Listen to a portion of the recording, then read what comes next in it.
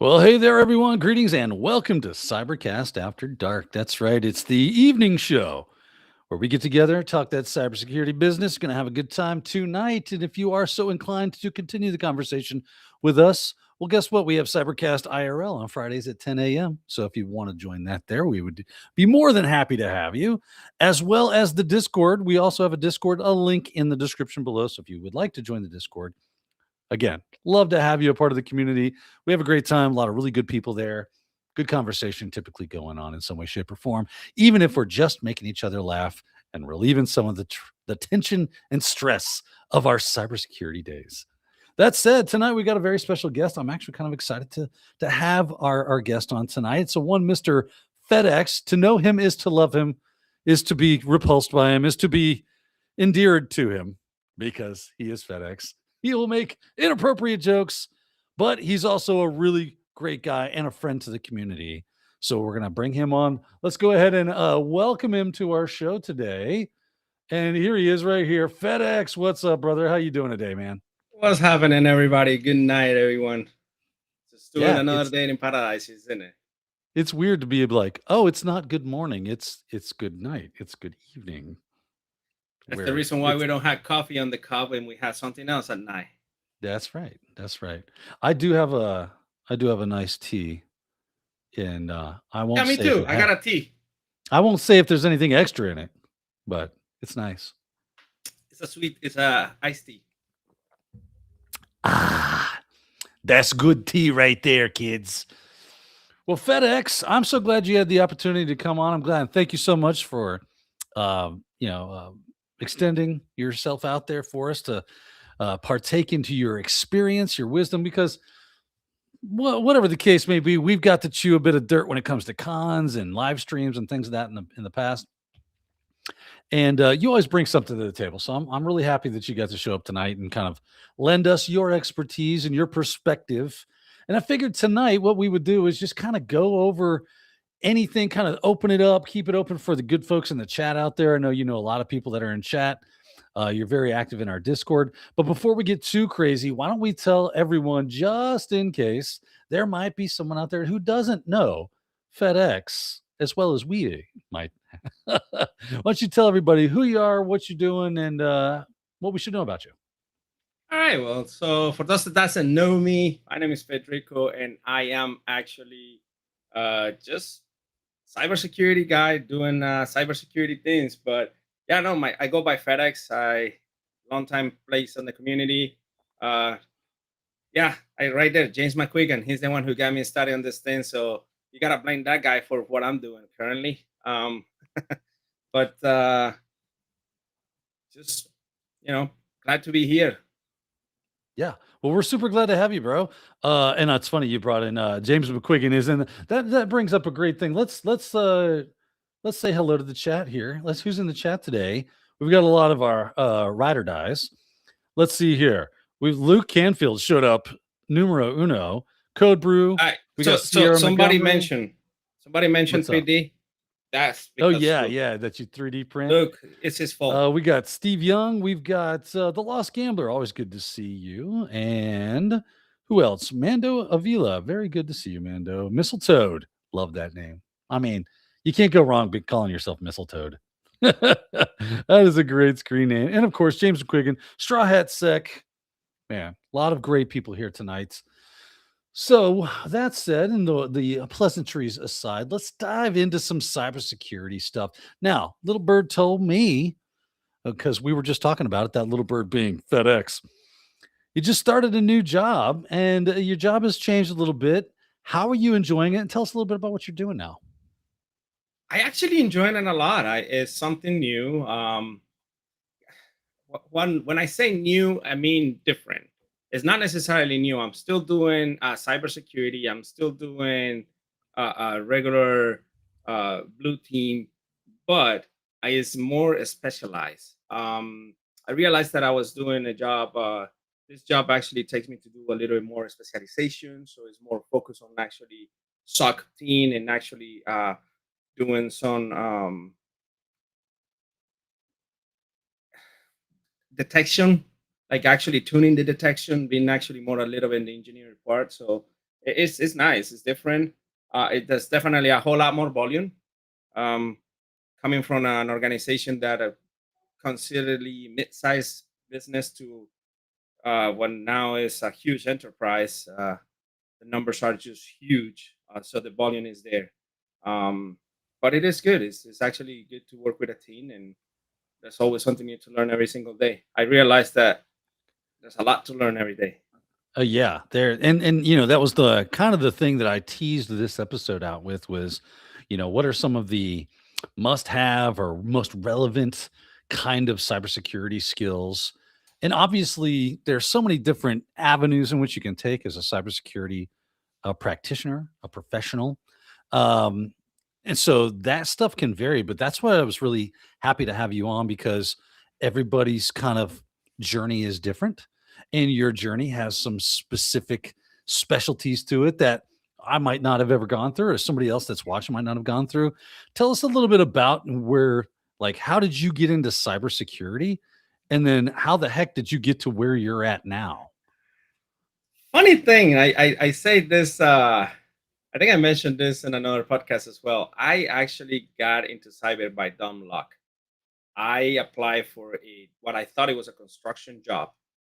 Um, I went to a job interview thinking that it was construction, and it was physical security or like banking, ATMs. So it was more network. It was more hardware than software.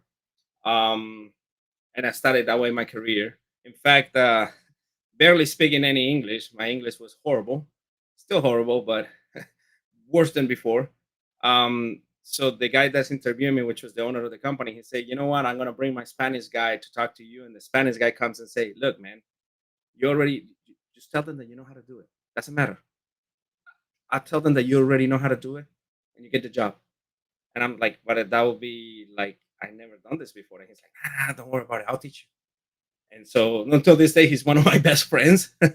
um, but from there, I move on into more hardware security, more software. I actually start doing more network installations, fiber optics, work for one of the biggest telecommunications in the United States.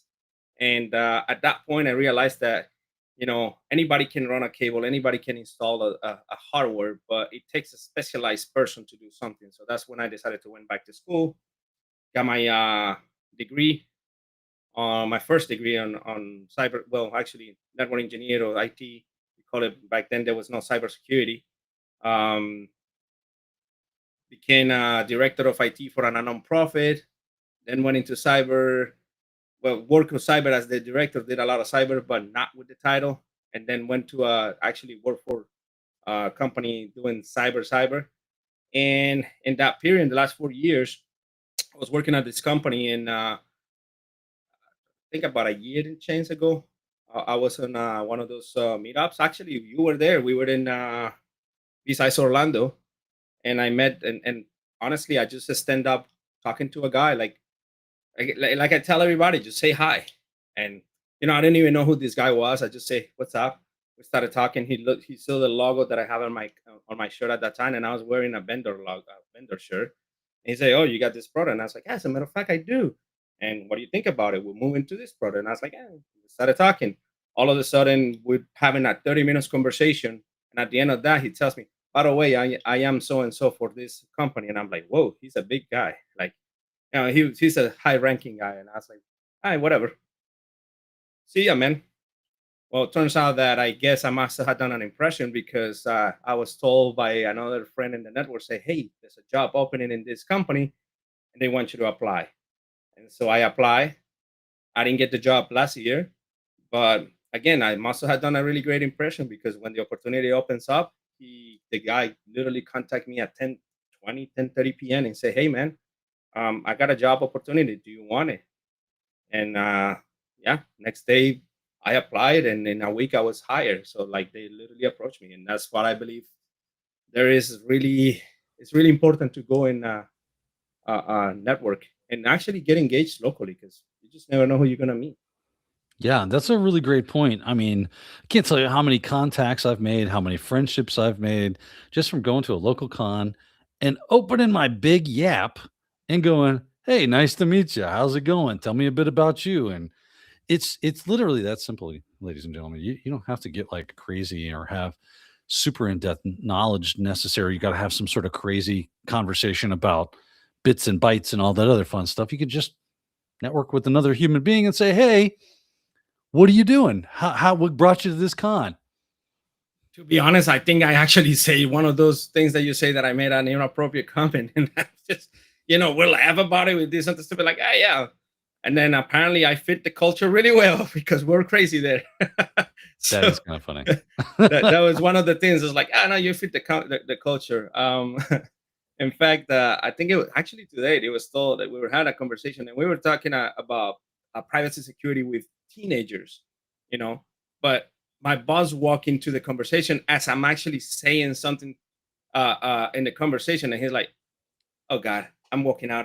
This sounds like an HR nightmare." And I was like, "You just walked into a conversation. You don't know what we're talking about. Like, He's like, "I don't you want to know, be subpoenaed." it wasn't that bad. It wasn't like that, but yeah, I mean, we're literally talking things that probably are not good for children. Yeah, that does happen. That does happen. And Speaking of it's how, talking, if anybody out and that's there how we has say to a children. has any kids, they should be in bed. And if you have questions or anything, I forgot to mention this at the top of the hour there. If you have questions or comments or something you want to be a part of this conversation, by all means, throw something in chat, put a at my name or put a big Q in front of your question so that we can make sure to get at it and use those questions and comments and things as fodder for our conversation. But just wanted to make sure I put that out there. Now, back to you, FedEx. You said you ended up getting a degree. I think this is a an interesting conversation, something that if you ask Daniel from 2016, 17 ish, and you would ask him, "Do I need to get a degree to be in cybersecurity?" I'd be like, "Heck nah, dog. Forget that degree business. That's garbage." Nowadays, I am seeing that it is being a bit more, at least from my perspective, and that's what I want to get is your perspective on this. I feel like the degree is starting to hold a bit more weight nowadays. And we'll get into the reasons on that, but I'd love to hear your take on this. Do you think that having a degree at this point in time is a distinct advantage for those that are out there looking for jobs? You do not need a degree to get in cyber. You do not need a degree to get into this field. You need passion. You need to be passion learner. You need to be the person that is willing to go above and beyond to learn and to continue education. I mean, this is literally something that you're gonna learn every single day. Till this date, I mean, I started in this field. I would say close to 20 years now. Um, it's just- yeah, 17, something like that. Um, and in either way, through all the chapters of my life and all the jobs that I had held, um, I did not need the degree. I needed my skills. I needed to prove, that I can do the job. And people like say, and the jobs that I had gotten is because of the skills. Now, one thing that is important to realize nowadays is that HR and all those HR firewalls do like to see that paper. And that's probably the only reason why I actually went and got the associates and got the bachelor's. I'm not gonna lie, I was always in the believing that, oh, I'm gonna get a bachelor's, I'm gonna get more money because that's basically what the employer tell you. Well, you get the degree, it pays more, but right now we're not gonna pay you more because you don't have the degree. And to be honest with you, that was BS. I got the degree, I give it to them, and I said and I literally told them on the words of Jeremiah Wire, show me the money, and there was no money. That was like congratulations, that's it. So it was like, why did I spend so much money on that degree and it's not giving me anything? My skills got me here. However, I am gonna say one thing. They do HR when you apply and look for that degree. They do want, like, unless it's a situation where someone that the hiring manager knows you or knows your career path or knows that you have something to prove. Due to, we talk about portfolios, we talk about showing you your work. If you can prove it and they can see it, they might be inclined to give you an opportunity and hire you. But the HR wants that thing. Same thing with certifications. I would I don't want to pay for a certification, and yet you know what I ended up getting? Look, that's There my it IC is. square because I got it recently, and I'm not gonna lie. I went and got it because I knew that this will open the doors of HR. That's all it is. Yeah. It's absolutely true. And by the way, we're getting people your mic, if you could bring it a little closer to your mouth Got it. because it there you go. Because it's kind And of we put more it's doing volume. this thing. Yeah, give it the volume. Pump it up. Pump up the jam, sir. But no, I think you're spot on with that. Is like right. If you can, there's a couple ways to HR bypass, it seems, that you can know somebody. It's a great way to do it. Right. If you know the right person, great way to get past that HR hurdle. And honestly, if there's a spot opening up and they know who you are and they're excited about having you come on, it's all but done except for the formalities. Yeah, But it does and, seem that and nowadays, I would say that's what happened this time with me. And yeah, like last year when I interviewed, the job likes to have people with the CISSP, and boss was like, "Look, if we hire you, would you be able to get your CISSP in the first 6 months?" And I was like, "Yeah, for sure." Well, the job did not happen back then, but I knew that that was probably my next thing to do. It was probably go get that certification. So I worked hard throughout the year. My previous employer, there was no more money, so I asked them to give me more time to do studies and to, you know, do the CISSP. So I kind of, if there's no money, well, let's just balance it out at least with like a day working from home, or send me to this event, and I want to go to this place and I want to get this certification. So they actually did pay for a boot camp for me to go take on CISSP, and I was kind of, how can one way that I actually was able to leverage the fact that there was no more money, because they were like, yeah, just you got your degree, but there's no more money. I You think know, that's a great strategy, man. You never be afraid to try to barter for no, more stuff. If they can't give you more money, go, cool. What about if could I do this? Could I do that? Have some plans to go. So if you are at a job right now, especially if it's tech related and you're trying to move up that cyber ladder, you're trying to actually break into those fields. Tell your employer, say, listen, I get it. You don't have any more money to give me. I understand the economy is what the economy is, but what do you have? Can I work with the cyber team? Can I get some hands-on experience?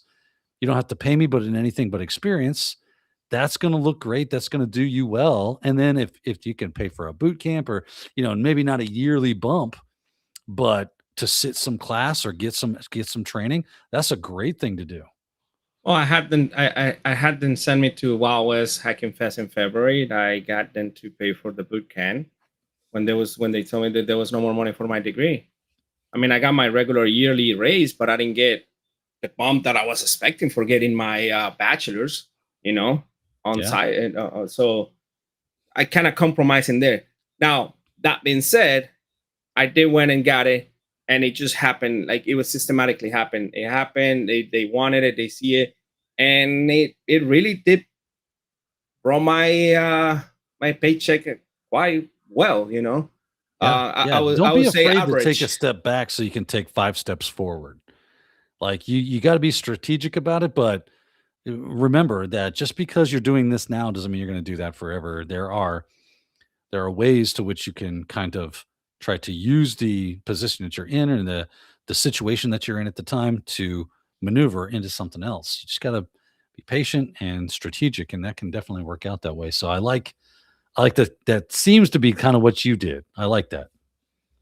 I mean, yeah, like I said, I had to give it to James McQuigg, and he liked to say that I'm a sucker for saying that he's kind of my mentor, but let's all know he was kind of one of the persons that he'd say, "Hey, FedEx, you do well locally, you have a job. Why are you not getting into the community? Why are you not coming to the IC Square?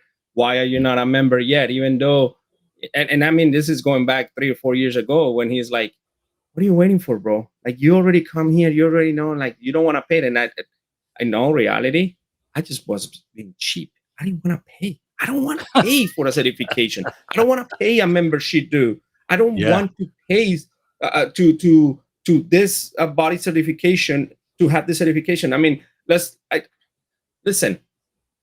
I just got offered to be a testing volunteer for a new certification that's coming from one of the from the body certifiers. And so they're like, oh yeah, by the way, since you have CISSP, you're qualified to do this. But here's the but. We want you to pay to volunteer. So you want me to pay $400 to volunteer to be a tester on your degree, to help you build your degree, to help you build your testing thing and whatever, but you still want me to pay $400? No. That seems backwards. That's my point. Right? I don't want to pay. That's interesting. It's just money grabbers. It's unfortunate. It does seem that we're about to get in some fun water here now, because you done flipped a switch in my head. It seems like, and this comes from someone who has made their living off of making cybersecurity training, is that there's a lot of grifters out there and opportunists when it comes to cybersecurity and people's hopes and dreams to getting into that industry. And I hate that. Yes, I absolutely hate that. And because I think you're very similar to myself. That was me, right? I wanted to get into this. It was a hope and dream. Like, I would love to be able to do X, Y, or Z. I'd love to be able to say I have that skill set, or maybe even work at that as a job. And man, I think there was a lot of people that were thinking that at one really not too long ago, probably about 10 years ago. And the market saw it and said, ching, ching, ching. I can't wait to, pull those cash register levers and hear the money dropping into the coffer. And that's when you started seeing the advertisements for take our boot camp, make 6 figures, grab this certification, make 6 figures. Right. I was literally telling somebody about this the other day, that I had someone in marketing reach out to me and say, hey, here's a marketing thing. We want you to take a look at this and help us make sure that everything looks good. And as soon as I saw the dollar amounts next to things like Security Plus, I go, this is what we like to call a lie, because that is not true. People are not making $96,000 a year with just their Security Plus. If it happens, because I want to hedge my bets here, I'm sure that there are the edge cases out there where someone got their Sec Plus and fell backwards into a awesome job for good money, but that is not the norm. And for you to sell it as it is, that kind of makes me upset. So I'm not going to mention companies because, we're not on the business to dunking on companies. But I can tell you one thing. My neighbor across the street, he actually was studying. He was going through doing all this stuff, and he got his Sec Plus. He got his A Plus, and I think he got another certification. I think he got the trifecta. I think that's what it was. He got the trifecta. And then he's like, how do I get in cyber? How do I get into this thing? And I was like, dude, you got to get in. To be honest with you, you're doing the study. And he's applying and nothing getting. And I was like, you got to go to stuff. So happened that at a recent conference that just happened where you were as well. I was going to say, I think I met this guy. On my side of town, yeah. I got out of the house and he's cutting grass. And I was like, yo, what are you doing? It's like, I'm just cutting grass. And I was like, why are you not on this conference? And he's like, what do you mean? And I was like, you need to be at a conference, man. You need to be at this place. Like, literally, you can still grab a ticket right now. It's $30. Just come. There's vendors right there right now that are hiring people. And he's like, okay. Sure enough, he did show up there. I mean, he literally showed up there. About an hour later, he's like, hey. I was like, what's up? He went to talk to the vendors. He got a job interview. He got hired by one of those vendors. But you want me to tell you? It's less than $50K. Yeah. But it's less than $50K. It's his first job. Exactly. And that's what I tell everybody. He got the trifecta. He worked in his study. He got his first job. He got his push in to get into one of those vendors. And I told him, I was like, look, man, go kill it at that job. Make it for a year. Make it 2 years. Then make the jump, because you're going to learn a lot where you currently are. They're going to burn you to the ground, but you're going to learn a lot. And that's what you need. You need that experience. You need that title, and then you can move. So it's not the certification. The certifications might actually help. To be honest with you, I believe that the certifications only give him like $5,000 more than what the basic started for somebody that did not have certification. So I mean, it was a jump, but I'll take it. Yeah. it's better than anything. Yeah. Yeah. No, that's a great story. I love that because you can be doing all those things. And the moral of our story so far is if if anybody's out there promising you big bucks for your first job, if you get this, you do that, you take this course, blah, blah, blah, blah, blah. Anytime someone starts telling you like dream like visions that are going to happen, run the other way, right? The trainings you want to take are the people that go, I'm going to get you some good skills, marketable skills that you can use. Whether or not you're able to push that into making a job is up to you. And that goes right to FedEx's point about stop cutting your grass today and find out what local con is going on within the next 3 months and sign up for it and go get your name out there, shake some hands, talk to some people, make a friend, get on a Discord server, have a good time, listen to some talks, and talk to those vendors. Let them know I'm fresh, I'm new. I really love to get into this stuff. I'm working on this. I just finished that. I could really use my first break in this industry. You never know who you're going to meet. And it might be no, no, no, no, no, no, no, no, no, all day long. And maybe you go to the next one and it's no, no, no, no, no. And then maybe you go to another one and it's, hey, let me get your info. That's how it goes. It is a grind in a lot of ways. Sometimes you can just fall into it and that's fun. Yay. We love when that happens. Everybody loves to hear, dude, that's so good that you didn't have to, go over Constantine wire and, machine guns over your head to get to this job. And you got right in. That's awesome. We love that. But sometimes you got to do a little bit of grunt work, get in there, take a job, whatever you can get. But once you're in, that's always the hardest part is getting past that first barrier. And Once you get in, that's when you're going to start seeing your career skyrocket. and you know what?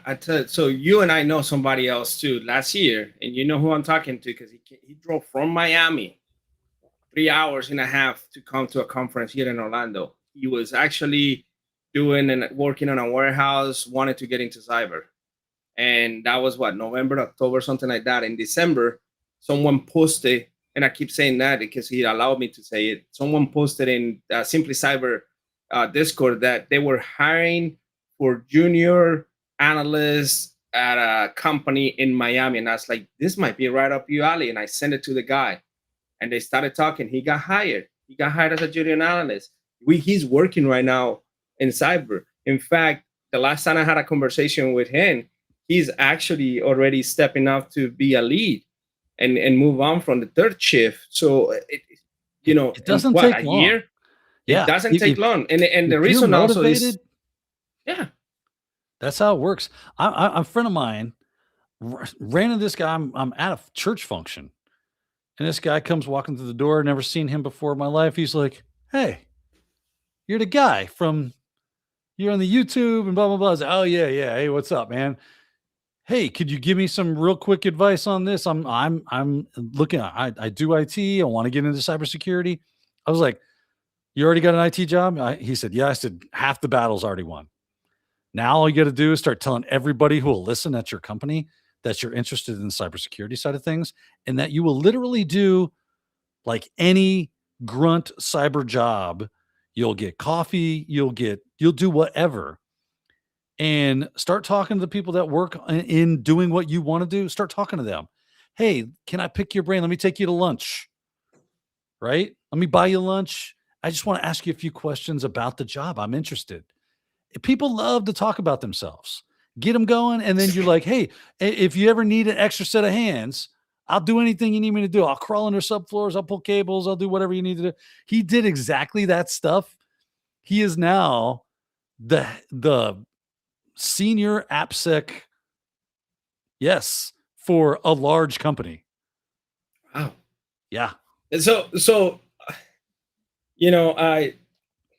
I was doing the groundwork. I was a technician for one of the telco companies. And so it was doing hardware. It was a physical job. It was on the field. Great job. You can actually put your kids through a career because it was a union job. So we pay was well. But again, the only hands-on experience on an actual server it was all virtually, or maybe the computer that I was doing at home, the hands-on experience on a switch, it was actually all, Cisco packet tracer. And so I'm going to this church, and they were having issue with the cameras. And I mean, you can see I got cameras right there because I like to tinker with cameras, CCTV, all that stuff. I still like to do handwork, and not stay away too much from the keyboard. Try to stay away from the keyboard, but I volunteered there, and then the conversations, they were like, "Hey, how much would it take for you to quit your job and come and work for us?" And I ended up getting a job for the nonprofit, and actually had a title that it was director of IT, and money was not.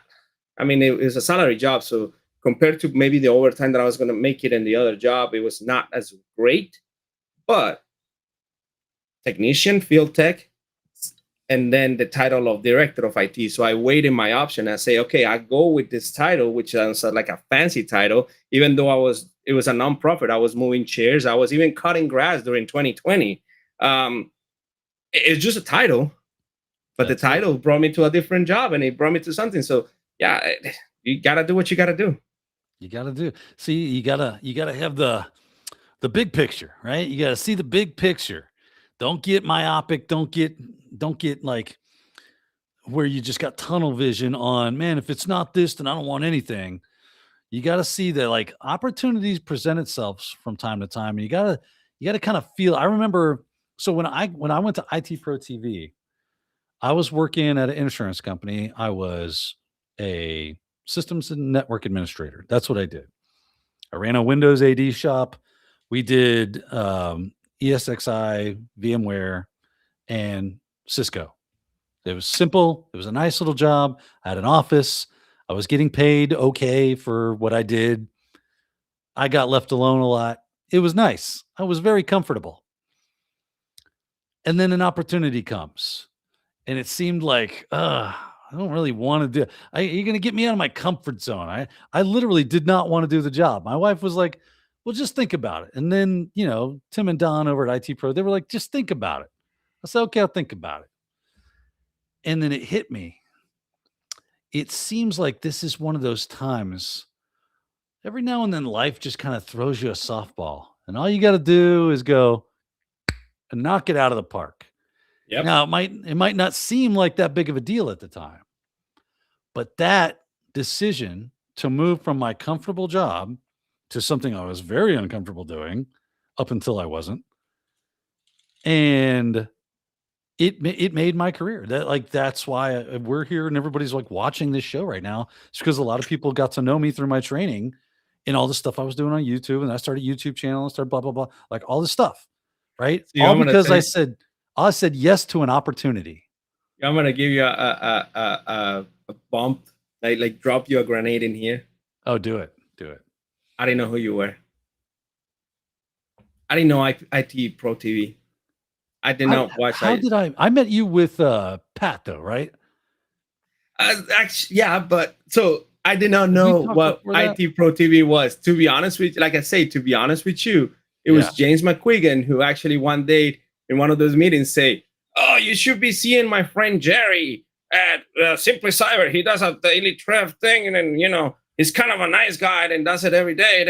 And I was like, I mean, I kind of working in this industry, so maybe I'll go see what the whole thing is about. And then I watched it the first day, and I was like, this guy. And then I came back again, and like didn't watch it for like 2-3 days, and then I come back, and I was like, okay. And then I started chatting and like saying hi to the people, and the people were nice, and started growing a community, and I started getting involved. And that's when I started knowing about Daniel Lowry and all this other stuff. And, I kind of knew a little bit of you and everything. But if you asked me that if I ever watch you on IT Pro TV, I was like, who? What? Yeah. And I've been in the industry for years back then. I mean, like at that point, I had already been in the industry at least 10 plus years. So that goes to tell you that it is a small world, and yet it's a huge world because we don't know. You just don't know. Right. And you got those. So the way I got connected with Jerry and Simply Cyber was I did some YouTube video I started messing around with Golang, and Jerry sends me a LinkedIn DM. Hey, I run a podcast. Would love to interview you. And I went, it's an opportunity. I'll say yes. I got no good reason to say no. Sure. Exactly. Right. So I went on Simply Cyber. Now, Jerry and I are very good friends. I really enjoy the Simply Cyber community. I met a lot of really great people like FedX through Simply Cyber. I saw Justin Golden there, see Sierra Montgomery, like so many great folks that I got connected with through Jerry. Someone said, who was it? Said they, it's Leon. We met Kathy Chambers too. Yeah, Kathy. That's where I met Kathy. Well, actually, I met Kathy at work. Well, I met Kathy through Simply Cyber. She was my host for CEHV 11. I think it was V11. Yeah, I think she was your boss too.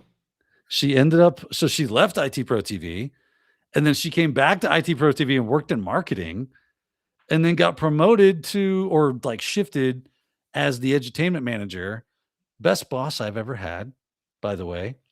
Loved having Kathy as honestly, I just heard that she's launching a podcast, and I want to grab my wig and say, I represent 2020. It will be 2026, so I can actually represent and film myself because we have to be inclusive, and I can come into Kathy Chambers podcast. Hello.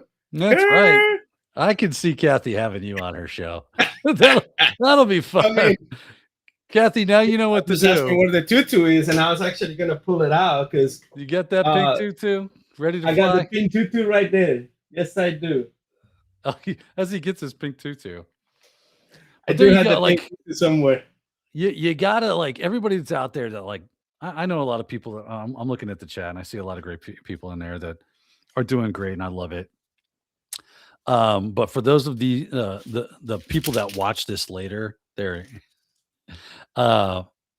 when an opportunity comes along, you need to go ahead and just swing at it. Don't miss something. Like FedEx is going to have the opportunity to wear a pink tutu. You think he's going to miss that? I don't think so. I think he never turns down pink tutu time. To be honest with you, I think that was actually one of the most engaging conversations I had with the people back then. And it was just because you are willing to put yourself out there, do something different, and grab people's attention. And at the end of the day, the important task was actually showing them the importance of cybersecurity, but you grab their attention. Yeah. Man, this has been a good talk so far, brother. I'm having fun. I'm having a good time. Hopefully you are as well. Don't forget, if you're not a part of our Discord channel, the link is in the description. We'd love to have you. Join us. Good times had by all. That said, let's keep on moving. Let's talk a little more about skills, because we've been talking a lot about helping people like see the opportunity, what can help you get the opportunity. But let's talk about skills you actually need to have. And I know that you're working kind of in SOC right now. What would you say are some skills that are like absolutely necessary? And we'll talk both soft skills and technical skills. People skills. I mean, you got to have the people skill first. I'll be honest to you. One of the reasons why, I would say that my current boss say that I fit the environment really well. Like I fit in with my group. And quite honest, I mean, I already knew half of the people that work at that department, but at the end of the day, it was like just coming in and and working with your friends. Like it just fit in the right. So you gotta have that. You IT people in IT thinks that we actually are in the danger and like in a dungeon, and like we don't talk to each other, and we're like these mean people and all that stuff. And I think that was the old thinking. That was what I always think that what it used to be IT, the old guy sitting in the back chair, having his cigar and his bourbon and being mad and screaming at the cloud and clouds this and that is no longer here. This is a different community. This is a community that like to help people, to encourage people to go in. I don't know everything, and I know I can always ask a question and somebody's gonna have my back. But so that is definitely has changed a lot. The other part in there is you had to be able to have an open mentality to learn. And the reason why I say it is because when I think I know something, I learn something new. Like there's so many ways to skin a cat that you're gonna learn different ways to do probably the same procedure, or even to, like, if you're working on an investigation, you might get to the final stage of the investigation, but you might get it differently in a way that I do it different in my process. And yet at the end of the day, you might catch something that I don't see. So that you gotta be able to willing and learn something new every single day. So you gotta be able to learn, to continue learning. And another skill that I would say that's important in cyber, or actually in any job, is able to communicate. You gotta be able to communicate your feelings and what is stressing you out. Like, I mean, to let's be honest, I was never shy in my previous company to tell them that I wanted more money. I was never shy to tell them, okay, so there's not this, so let's negotiate this way. And most of the times, I wouldn't say I can get away with murder, but I was able to, the things that I requested most of the times were approved. Why? Because you presented a case, you were able to communicate. But if you stay shut, quiet, they're not gonna provide you or give you what you want or ask for it.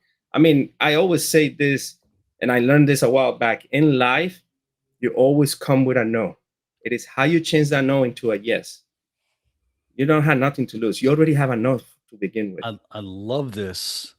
This is gold, everybody, and I don't, not just Justin Gold, but gold. Justin's in the. But here's what's up. Here's what I always did when I was looking for a way to make more money at any job I was at. I would go to my manager and I would say, I feel like I could do more for you. And that would make me more valuable for you. What I would like to do is sit down and work out a path, if you will, toward getting a good raise, more responsibility, maybe a promotion. Let's sit down and see what that looks like so that I can start making that happen. I want to be a valuable asset to you in this company. And I know that being so cool as you are, that you would compensate me accordingly for that. And so that's a win-win for both of us. How do we make that happen? Right? I don't come in confrontation. You don't pay me enough. You're already at odds with somebody coming at it like that. You have to come at it like, hey, we are in this together and I'm struggling. And because when I struggle, you struggle. So if you can tell me the path to less struggle, that's going to be beneficial for both of us. Be human too. I mean, I always come out like, so they had a opportunity for like a spot, what do they call a spot bonus or something like that. And then it was like, okay, what's going on in my family? Well, I have a daughter. She's about to start driving. It's cost me this more money. Like, I started a conversation with a regular thing, like life. This is what's happening in my life. How is your life? And by the way, since we're going to this thing, is there a way that I can get a little bump? You kind of bring it into the conversation. Mm-hmm. I mean, make it fluid. Yeah. And again, once again, you always have a no in life. It's how you make that no into a yes. Strategy. All right. So my wife say that she marries me because I keep insisting. That's the only reason why she married me. Because if you ask her, she actually told me no when I proposed. True story. My wife told me no when I proposed. I just keep insisting. Yeah. FedEx just said no is not an acceptable answer. Bingo. Right. And that's good advice, honestly. Not that you're like annoying most of the time. Sometimes you are, I'm sure. Yeah, if you ask my wife, I'm annoying. Right. But persistence is the art of not giving up in a way that makes people go, I don't know what's happened here, but I'm starting to feel this. I'm starting to go, they might have a point. I might need to say yes to this guy about something. And and that happens. I mean, you've seen it. You've seen it in conference. You've seen it in places when we go to the hallway talk, and they're like, how do you know these people? How do you know that guy? How do you do this? And I was like, I just go and say hi, and I ask, what am I gonna lose? They're gonna tell me no, and then I ask again. I mean, honestly, that's how I actually had gotten a lot of things, or people to do things for me or for the community itself, just by asking. Yeah, that's nicely. That's a great strategy right there, my friend. So those are the kind of the soft skills, right? The people skills. You got to be able to learn. You got to be very um, what's the word I'm looking for? That you are someone that seeks after knowledge a lot. You're always curious. That's the word I'm looking for. You're curious about things. You're willing to say, I don't know. And can I help? Those are all great skills. Love everything you're talking about. But people do need some hard technical skills for what you're doing right now. What are some of the things, like if you were to tell someone to be in a SOC, to be a SOC analyst, to get your first like defensive job, what would be some of the best skills that they could go and get on their own, or even for certification, whatever the case is? So I I think this is the first time I actually have a server now that I'm building like a home lab. I might, like I say, my path in my career is a little bit different. I never had a home lab or all that stuff, but I did like to tinker with actually devices like we talk about it. I mean, I honestly have a tote right underneath my desk full with switches. Some of them are not good, and some of them I have it wide open, and I'm just still trying to figure out why they got bad. It Getting to play with something, getting to do those hands-on, to understanding how things flow, understanding how the network flow. The best way that you can actually become an analyst is literally trying to understand the network. If you understand how things flow in your network, you understand what is known, what is normal behavior, and what is not normal behavior. So then you can start recognizing the patterns of what you need to be looking for, or what you need to tune down on your network. Um, you don't have to go and spend $10,000 on a training. There is a lot of content in YouTube. There's a lot of good training that is almost for free that you can learn. You don't need a really expensive device to learn. You can learn on a cheap computer. You can do virtualization. I mean, uh, I honestly learned to do VLANs and configurations and networking on Cisco Packet Tracer, which is just a virtual software. Um, when I had the opportunity to actually have hands-on, then I tested out, and always have a regress plan if you're working on something live. I mean, that probably is important. If someone gives you the opportunity to work on their network, let's say at a church, let's say a small business person, that you go volunteer, let's say you actually offer your service, so you can practice on a nonprofit, make sure you do a backup of that thing before you do any changes, because yeah, you don't want to kill production either. So No, just because they're a nonprofit doesn't mean their data doesn't matter to them. yes. So we actually got a question from OX Nacho Shell.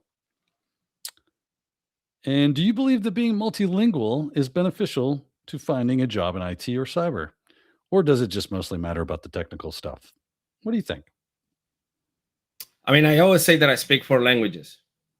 I actually speak Spanish, English, Portuguese, and I have a master's on BS. And I think my last one is the one that actually gets me the best on IT. Um, I don't know. I mean, if you're working with customer service directly, yes. If you actually had to talk or relate a message to somebody, especially if you're working like a help desk, having the multilingual help you out, because you can communicate the message different to the person. Um, but if you just doing something technical, I mean, let's be honest, the majority of the stuff is just English, universal English. Um, Even configurations and everything. I mean, we're not configuring in Chinese or routers. We're doing it all in English. We're doing it on syntax. We're doing it on the on the CLI. So it depends on what you're actually doing or what the position you have. I'm not gonna lie, it does help me sometimes to be able to communicate with someone, especially when I was on the field with people. It was easier to communicate in their native language, or to actually help them understand why something wasn't working on their native language. But it, I don't necessarily think that it is an important, depending on the job that you're currently holding. I think that's just the best way I can describe it. Yeah, that's good. It is what it is. There probably are situations where, like FedEx said, that would be beneficial if you're needing to speak to a multilingual user base. totally going to help you out. But other than that, yeah, I mean, you're probably working in the old English language there for the vast majority of the things that you are putting your hands on. So, but an interesting question though. I like the idea of being multilingual because I feel like it. I don't know. There's something about being able to speak in multiple languages kind of gives you a better nuance into your thoughts, your own thoughts and ideas. Just the bits of other languages that I've learned kind of helps me think in a different way sometimes, and that can be useful just in the logic process. So it could work out for you, but necessarily as far as like, does it look good on your resume? Hmm, maybe it's If possible. you're going for a service desk job, maybe. I would say that depending on what you, depending on the job that you're looking for, it probably matters. But Mm, in reality, it's more as an extra skill than anything else. Um, I can tell you one thing for sure is that having is learned. None of my technical books were in Spanish or in Portuguese. Everything was in English. So I mean, all my classes were in English, and even my papers that I had to write were in English for school. And even until today, I do not write the perfect English, but I do have a chat GPT or a copilot that is so friendly to be like, hey, rewrite this in proper English. And that's it. yeah. I sound more professional for sure. Well, now they got AI that just kind of translates on the fly and makes it look like your mouth is speaking the actual words, does your voice and everything. It's crazy. I've seen it like an overdub. Super insane to Yeah, see I that seen stuff. that too, but my wife actually got the Apple AirPod 3s, I think the latest one. I think that's what it's called, the Pros, whatever. The Does one it with the have live translation. like, yeah, isn't And that crazy? so we testing it out the other day, and I haven't even put it in my ears, but I'm speaking to her in Spanish. I'm speaking in Spanish to my sister, and I'm literally saying um, a word in Spanish that it translates really badly in English. But I guess Apple was translated it word for word, and she was like, "What?" And I mean, That's she started insane. laughing because it was literally word for word. And I was like, I cannot believe that they didn't even bleep that word. Like, I was shocked. So Crazy. yeah, technology. AI, right? Stinking AI has got the lockdown and everything. Leon wants to know if I'm gonna have Spanish learned by next year. See, You know, I amigo. I got my Duolingo app going on. I'm doing my best with I speak like I'm, you know, 2 or 3 years old in Spanish right now, but So I always say that no matter what country you are in the world, you need to learn three words. let's see here. Where's Yes. the bathroom? Where's No. the Where's bathroom? the How to get bathroom? food? Where's water? No. See, you got it all wrong. Where's the bathroom? One more beer, and where's the American console? That's the only three words that I need in my life. If I get in trouble, where's the Oh, American man, that's console? funny. If I want something to drink more, one more beer, por favor. And Yeah. then where's the bathroom? Those are the three words that I need to learn in any language. Uno cerveza, por favor. Correcto. Sí, señor. And, is it donde está el baño? Sí. Okay. I got 2 out of 3. I couldn't tell you how to ask where the American console is. ¿Dónde está el consulado americano? Okay. Consulado Americano. All right. This has been your Spanish lesson in Cybercast After Dark. We're having fun. But yeah, this was a fun little road to go down as far as Yeah, the Leo, but language stuff. president is only for Dominican. Una presidente, por favor. Yeah, Leon. That's right. He's in the DR, right? He is in the DR. He's actually in the DR right now. So I don't even know if they got the same hours as the US, but I can tell you that that's probably where you want to be. You want to get to a job where you can actually work in a place where your money duplicate, triple or four. I don't know what the Right. ratio in there, but you're making American dollars and living in a different country right on the beach where he can probably just go outside to his hammock and have a beer in the afternoon right on the beach. It's just Leon amazing. living the dream. He does live the dream. We all want to be Leon when we grow up. He said it's 11 p.m. right now where he's at. There you go. Leon never sleeps, you see. He traded sleep for work. Well, FedEx, man, this has been fun. We got a few minutes left. Anything you want to bring up or talk about? I'll leave the floor open for let you have the last. I got something. Let me lower the camera. It ain't gonna be anything that we can't show on the screen, is it? He's got the tutu on. Hold on, let me get that out of the way. There you go. Let's do a plie. A plie. Where's your arabesque? I had two little girls that were in ballet for years. So first that's position, actually for second position for Sharon Montgomery right there, because she asked for the tutu, so she get the plie. By the way, Leon said $30K a year gets you far in the Dominican Republic. So everybody, let's roll the show up. I'll meet you all at the DR. First beers on Leon. See that, and that's what I'm saying. So I know somebody that actually went to Colombia. He lives in Colombia but works for an American company. And honestly, if you are in a country like mine, I'm born and raised Colombian, you get that almost 3,000, almost 4,000 pesos per $1. So it's like 3 times your money. Goodness. 3 or 4 times your money. Crazy. Like you're gonna live a really good life making you decent money. In the contrast, I mean, you gotta actually find that company and get to that job and have the skills. Sure. So, it goes to this: you gotta start somewhere. It doesn't matter how much they're paying at that point. If you don't have a job, take it, start it. It's not taking a step back. It's actually trying to get the distance to launch yourself over. Learn the skills, start moving. Unfortunately, it's not what it used to be, where you can stay on a job for 20 years and be loyal, to be honest with you. Sometimes there's companies that can offer you that. And if you find one of those, amazing. I believe I actually had found it this time. But if not, I've seen a lot of people changing jobs every 3-4 years, and they get a really good bump, and they get a new title, and they get new responsibilities. So that being said, the more you specialize you get, the better you're going to situate yourself. However, it also can be a double-edged sword. If you are too specialized, then you don't know about that product, and you might miss that other opportunity. So that's where you have to be able to maintain your skills and not forget the other skills, and always always keep learning. They say jack of all trades and master of none, or master of one, is oftentimes better than a master of one. Yeah. So interesting.